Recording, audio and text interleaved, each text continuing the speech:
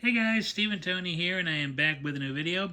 And this is going to be a semi-impromptu kind of video. I've been seeing a few videos on the Christmas All-Nighter tag started by Sammy G. Now, I haven't seen anything to where I was tagged myself, so I figured just for the fun of it, and I like Sammy G and also Tim's film, Waffles videos on the subject. So I figured, in honor of these two gents, I would do my own like response. I like thanks, Tim, thanks Sammy for this cool tag, and yeah, I'll just get into my picks. Yeah, I believe the idea is just to pick like anything Christmas related. Um, that you would binge, I believe, from the 24th through the 25th. So yeah, I figured for my like response, I would go with Christmas stuff, but mainly stuff that I don't think anybody would initially think of to pick. But I will include two uh, fan favorites that I feel are musts myself. And to be honest, like I binged, specials and movies so much growing up as a kid that the like majority of them I'm fine, doing like once every year. But if I had to definitely do an all nighter challenge, these two classics I would have it in there, and that is How the Grinch Stole Christmas and National Lampoon's Christmas Vacation.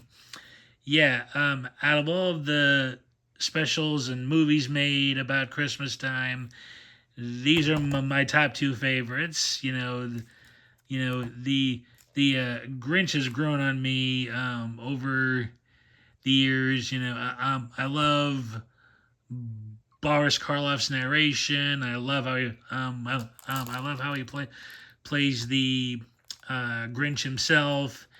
And yeah, Doug Darsus, just tells this really fantastic story. About this otherwise, like grumpy character who ends up, finding the true meaning of the of the holiday, and thus, he ends up becoming a better person. And yeah, it's just a really, really good and feel good story that I'll never get, tired of. And for Christmas the vacation, this has to be the funniest Christmas comedy I've ever seen in my life. I mean, a lot of the annex Chevy Chase and company get up to, and that's are fabulous. I don't think there's a dull moment in this one or a fill-in moment in this one to and to pat out like the timing. Everything just is fabulous about this movie. I love it. It's grown on me over the years. I knew about it from grade school, but I don't know. For some reason, I thought it was overrated as a kid, and then I finally sat down and and watched it. After my dad found an unused VHS of it at a yard sale years ago, before like I know VHS went out of style and I watched it and I just loved it.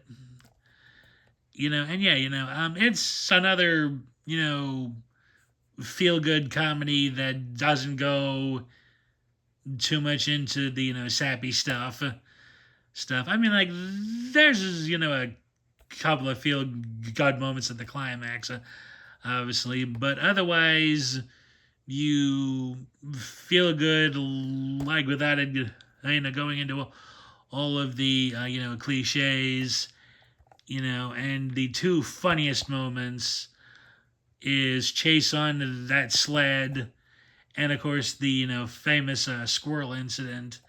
Yeah, just loads of fun, great cast.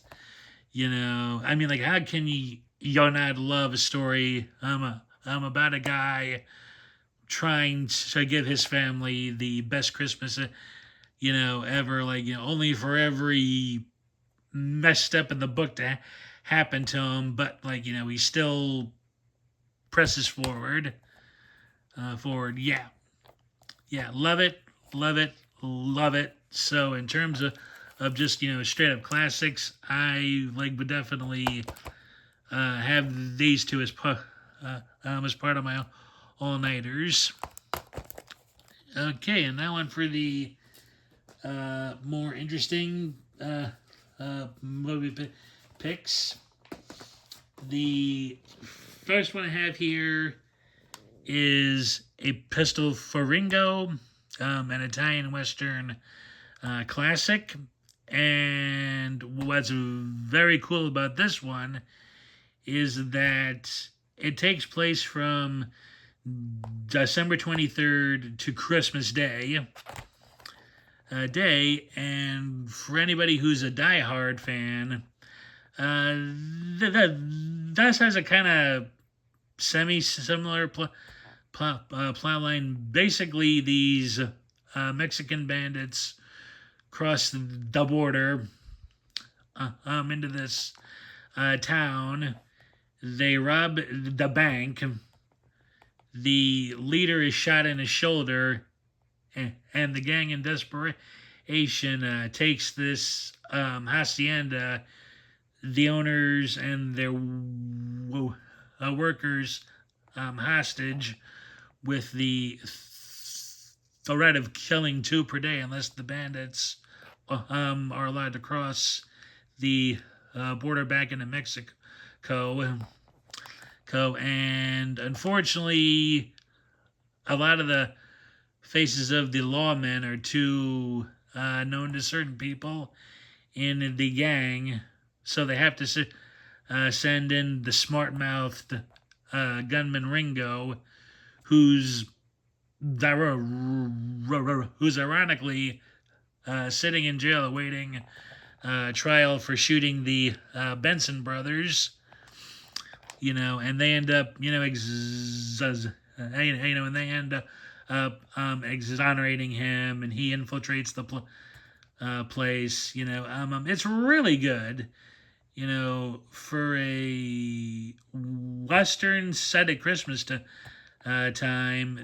this is really entertaining and really good. The cast is great. Juliana Gemma.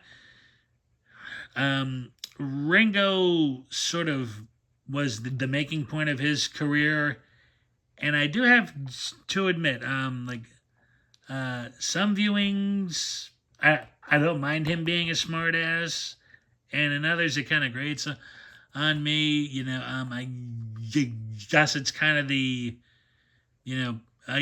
attitude I have when I go into watching it, but I always enjoy it, in spite of how I feel about Gemma's character, previewing. So, and it's funny, this is actually how I start my Christmas season every year. Thanksgiving Day, after the Macy's parade, I always watch this film to run in the season, but it would be good for Christmas Eve, Christmas Day. It's a different story. It's action-packed. It's got great characters. And there's even a budding love story between the girlfriend of the bandit leader and the owner of the hacienda, where everyone's being held hostage. Yeah, I like that. Was a nice and surprising element I found for the film. So yeah, I mean, if you're looking for something that's Christmas related and different, I would definitely go with a Pistol for Ringo. Like, it is a lot of fun, and like I said, it has that Die Hard element of the very unlikely hero saving the day and everything thing. And yeah, definitely check it out. A Pistol for Ringo. Okay, and next is a movie I've talked about before on the channel. In fact, I actually watched this for the first time last year, early on in the season of Christmas, and that is Cash on Demand. Yeah, basically, like, this is a interesting variant on the Christmas Carol story. Peter Cushing plays a Scrooge-like bank manager, and this dapper and charming thief played by Andre Morel. He claims to have Cushing's character's wife and son being held hostage, like with the orders of their harm if Cushing's character doesn't cooperate. And it's just this, like, intensity filled thing, to where Cushing's got to keep up appearances in front of his employees, who have a natural dislike of him and his attitude, and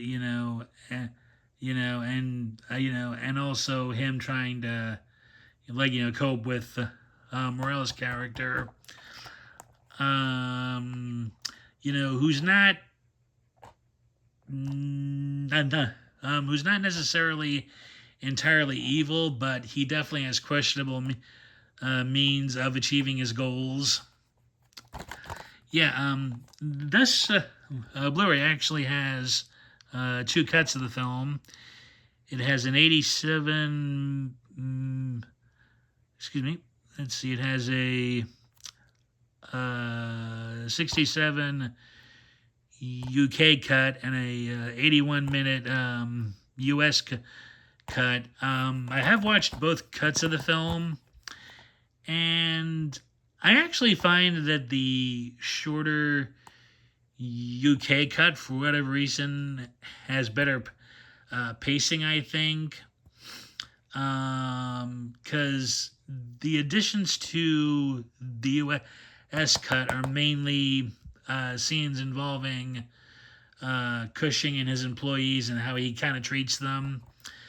And I actually got why the UK cut those scenes out. I mean, you didn't want to hate Cushing's character too much, like, to the point that you were actually on the side of the bad guy, and your uncertainty of whether or not the guy's wife and kid are being held hostage, in order to achieve the high success.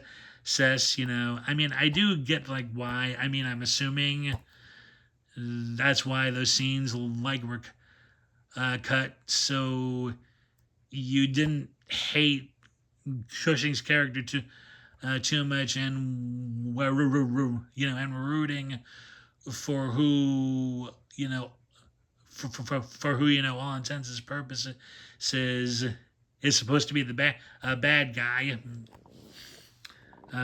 but but yeah, I'm like, it's still a very, you know, good movie. Like, it's essentially Cushing's character goes through, a change like Scrooge. He ends up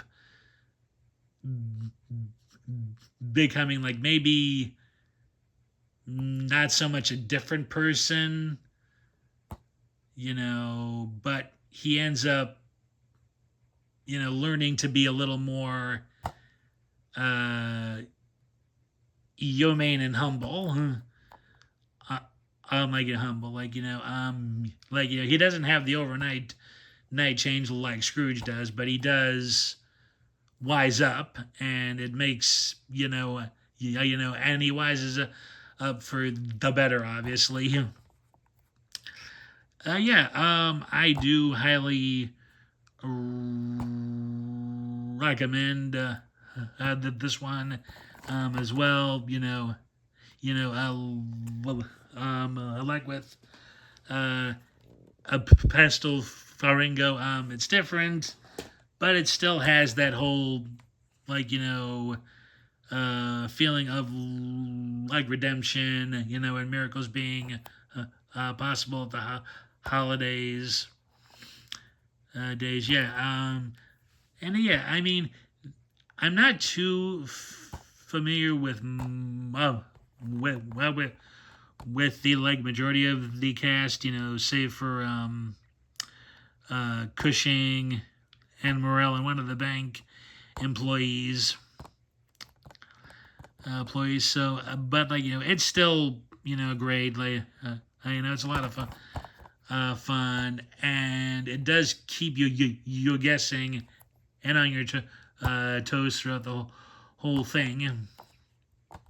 So yes, like that is another all night binger I would include Cash on Demand, and I'd like to include two Christmas specials from two TV series, and that is the many Simpsons Christmas specials and the first Futurama Christmas special. I'll start with Futurama here. The first Futurama Christmas special is called Xmas Story, and it's basically Fry's first Christmas since turning 1,000 years old. After being stuck in the cryo chamber, and he learns early on in the show that Christmas. I don't know. I'm sorry. He learns throughout the show that that the pine trees used for Christmas trees have gone extinct, and that the Friendly Robot Corporation built a Santa Claus robot that was supposed to do Santa's job on overdrive, but something happened, and now he judges everybody naughty, and everybody's scared into death of him. Because when he comes into town, he's packing guns and everything.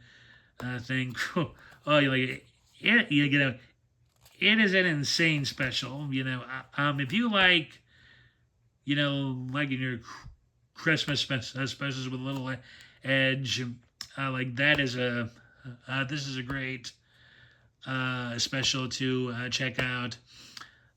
John Goodman voices the Santa robot, and he's excellent in it.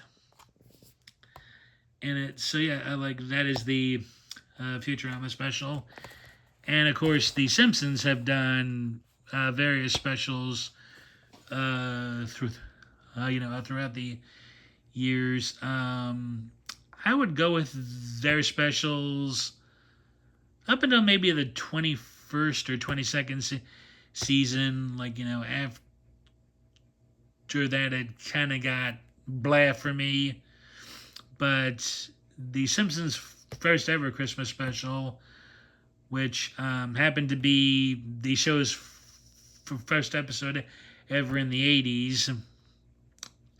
80s is probably their best because it has the zaniness of the series, but also the spirit of the holidays as well. But you honestly can't go wrong with any of their specials. They it mixes comedy wackiness and also the importance of the holiday and family.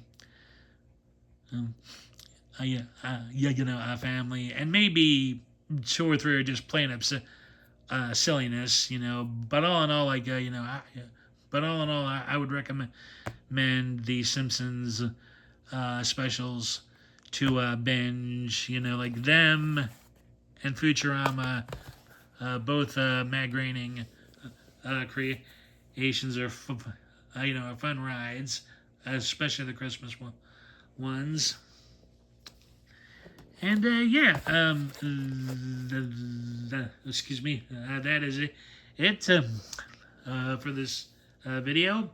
Again, I want to thank Tim's Film Waffle and Sammy G for inspiring me to take on this tag. I know I wasn't tagged exactly myself, but I was inspired to participate in, and I hope that I know Tim and Sammy enjoy my entry in here, and I hope others enjoy it too. If you have any questions on my choices, if you've seen any of my choices, I'd love to hear your thoughts. If there's anything I should be checking out for future holiday season fun, please let me know. And yeah, just have it in the comments, please.